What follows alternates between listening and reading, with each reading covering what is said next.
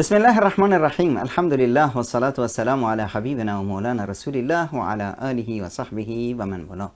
پیامبر اکرم صلی الله علیه و سلم ما رو تشویق میکنند به تلاوت سوره کهف که من قرأ سوره الکهفی، هر کسی که هر هفته هر روز جمعه سوره کهف رو خوند، خداوند متعال از جای اون فرد تا آسمون ها براش نوری قرار میده. یعنی این انسان در یک شفافیت و یک نور در حال حرکت هست، میدونه که به کجا میره، مسیرش سرگردان نیست، مسیر رو میدونه، هدف رو میدونه. وقتی میایم میبینیم که چرا سوره کهف هر هفته هر جمعه باید تلاوت بشه، میبینیم که در تمام عبادت هایی که به صورت تکرار انجام میشه یک اهداف بسیار مهمی هست که پیامبر اکرم صلی الله علیه و سلم میفرماید نماز تا نماز، جمعه تا جمعه، رمضان تا رمضان، همه اینها کفارت لما بینها من الذنوب. هر چه که گناه داری از بین دو تا نمازها، تکرار و توالی نمازها اینها رو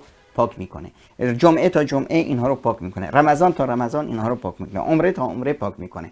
یعنی این تکرار خودش یک اهداف مهمی رو داره. وقتی میایم تو سوره کهف چرا تکرار میشه؟ سوره کهف رو وقتی میبینیم قصه سوره کهف آغازش با قصه اصحاب کهف هست که ناتوان و قدرتمند نبودند، هیچ توانی رو نداشتند و فرار کردند از محیطی که در اون قرار دارند.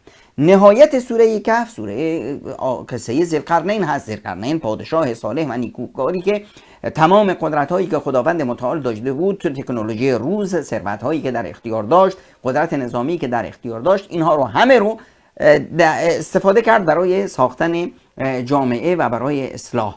یعنی سوره کهف داره به من و شمای مؤمن میگه خدای ذوالقرنین همون خدای اصحاب کهف هست، همون خدای توست.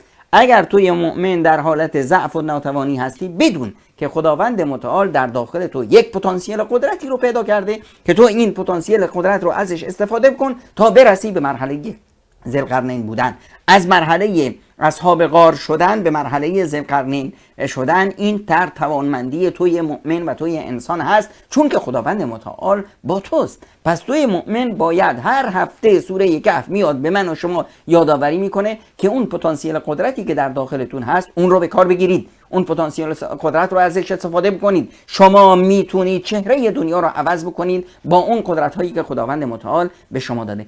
این یکی از حکمت های تکرار هر هفته سوره کهف هست که باید وقتی سوره کهف رو میخونیم این در تصور ما زنده و جاویدان باشه.